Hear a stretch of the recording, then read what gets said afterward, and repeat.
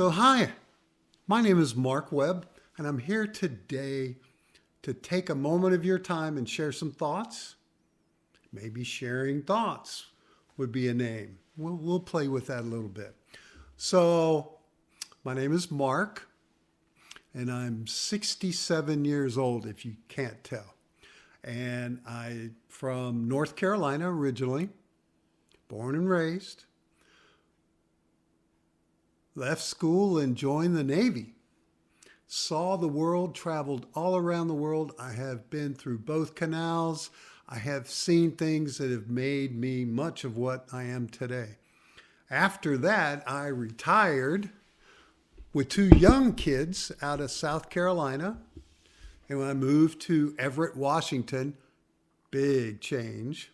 And I went to work for one of the largest companies in the country, Boeing Aircraft.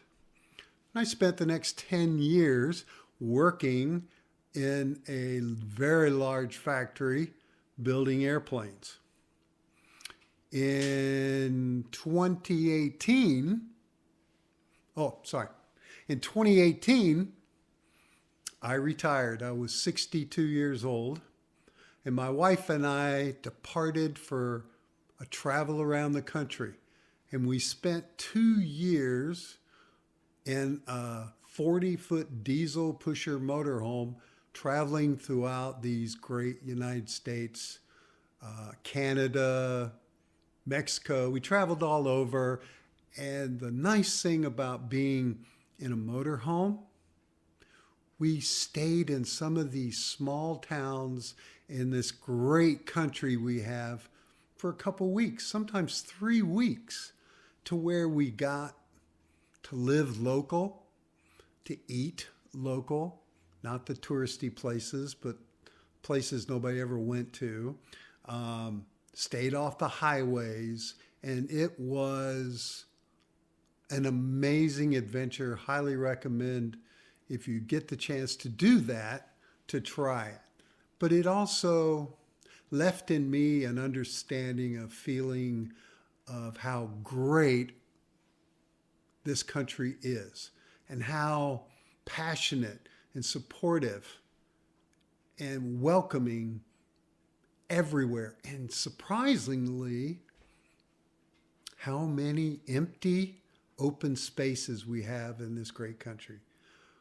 Most of us, in fact, I was just reading I-5, which is the north-south corridor between Canada and Mexico, Oregon, Washington, California.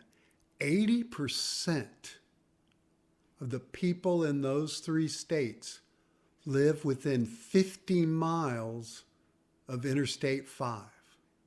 50 miles of Interstate 5. Our country is huge and has endless possibilities.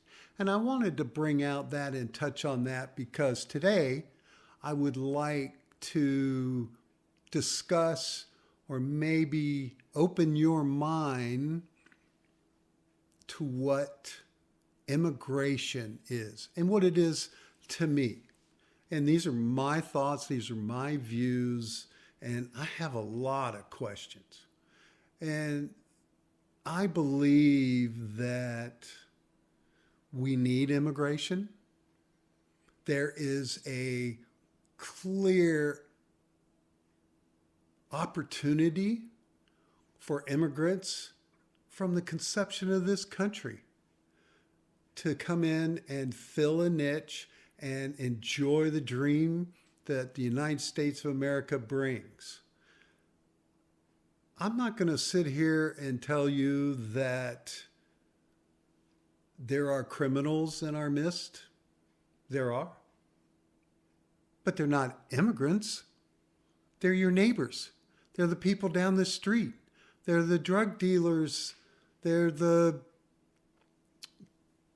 convicted criminals that are throughout the country. Yes, some of them may have come across the border illegally and are here, but they're not all that type. Most of the immigrants that I've experienced pick strawberries in Washington State, clean your neighbor's house, mow your yard, wash the dishes in your favorite restaurant. They're here, they're adding to your quality of life, and we can't forget them. If you go all the way back to before the Civil War and you ask yourself, if you open up your mind and go, I wonder why slaves were brought in to pick crops and products in the South. Well, the answer is pretty clear. There wasn't anybody else to do it. The plantation owners had a need. I picked tobacco in North Carolina as a high schooler for 3 seasons, walking behind a mule pull cart, bending over, breaking off the leaves off a tobacco plant. It sucked. It was 98 degrees and snakes and bugs, but my father had grown up in that culture and he wanted me to experience and understand what the experience of various jobs were. So when we talk about immigration today and we talk about the things that are occurring that we see on the news and that we hear what's happening, I ask you, I have to check myself and go, aren't we already getting the criminals? I learned today that under the Biden administration, they flew over 400 flights unopposed with no issues to Colombia. Over 400 flights full of returning immigrants. And yet today on the news, it's a disaster and it's terrible. And our president is threatening. The other thing I really question, and I was posing this to someone, we hear all the time about open borders. But no one can define what an open border is. Is it like driving from Florida to Georgia? You kind of see a sign that says, welcome to Georgia, you're leaving Florida. And I know that in my travels around the country, there are quite a few states, Arizona, Utah, California, that have agricultural stops at the border. And they're there to try to control various pests and other things. You know, for example, a peach from one state may have a fungus or a disease or something, and they slow you down and you stop and they ask you if you have any fruit or anything, and you look through your car, you don't have anything, off you go. Is that an open border? Are our borders between Mexico and Canada, of which I've passed through many times, imagine driving into Mexico in a 40-foot motorhome, towing a Honda CR-V and having them pull over. It was on our way back because Mexico could care less. They were happy I was coming over to spend some money and enjoy Mexico. But they pulled over and they ran the dog through 10, 15 minutes, looked around, free to go, have a nice day. Is it an open border or is it a controlled border? And think about this. You're a young mother with 2 kids. You're in Venezuela and you're starving. You have no work. You'll die if you stay there due to political and other things. And then you hear on the radio, Donald Trump says our borders are open. The news media is reporting the Mexico-American border is wide open. So you grab everything you own and you walk. 700 miles you walk to get to the border to find, well, it's not really open. There's 100,000 people in front of you. You're trying to get through. You're trying to find a better life. Do they realize? Do the conservatives realize that when they share and they talk about open borders, they're actually attracting people? Or do they know? Do they really know that this feeds the fire of telling thousands of people, maybe millions of people in our southern countries that our border's open when it's really not? You see, the problem with immigration is they say there's 11 million undocumented immigrants, but they don't really know. Do you even know what 11 million looks like? Can you perceive how much that number is? Do you know how many active duty serving military there are at any one time in our country? About 2 million. Armed service members, Marines, Air Force, Navy. But there's 11 million undocumented immigrants, they say, that are living in our society. What are they doing? They're working. They're surviving. They're paying rent. We're not seeing them in tents on the side of the road. They know how to figure out a job. They know how to survive. I asked someone the other day who is a very conservative leading individual, and I asked him, what is this, what were your issues? And he says, immigration. I really think that's really a problem. And I said, wow, that's pretty amazing. How did it touch you?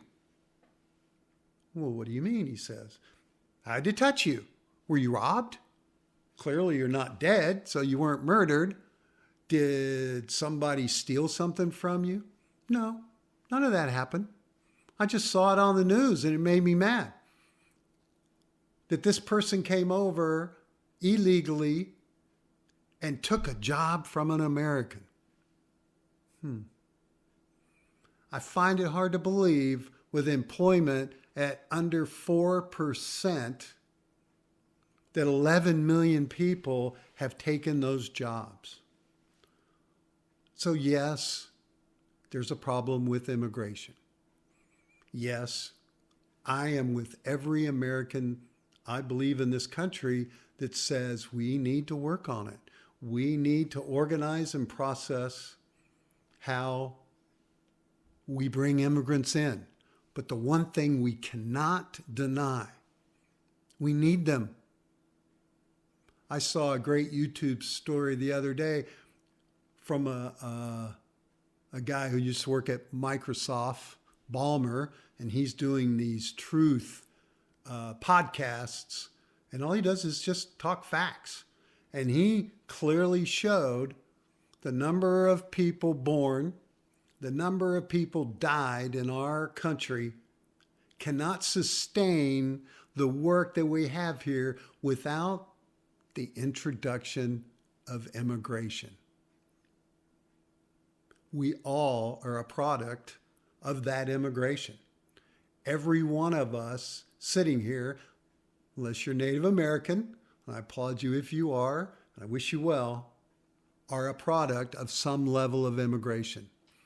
I don't believe for a moment